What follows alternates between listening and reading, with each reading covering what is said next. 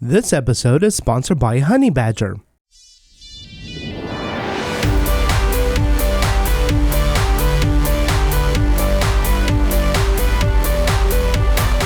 In this episode, we're going to be looking at adding in Confetti into our Rails application. And this might seem like a silly thing, but I've actually found a few different use cases for it, and I've added it into my applications where appropriate.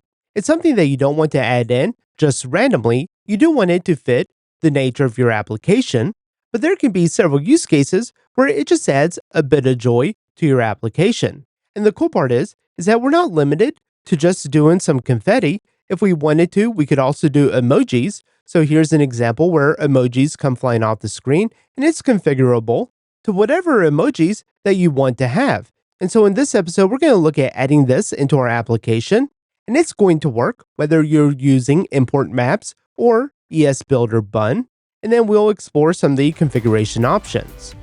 To watch this full episode and more videos, visit driftinruby.com and subscribe to the Pro membership.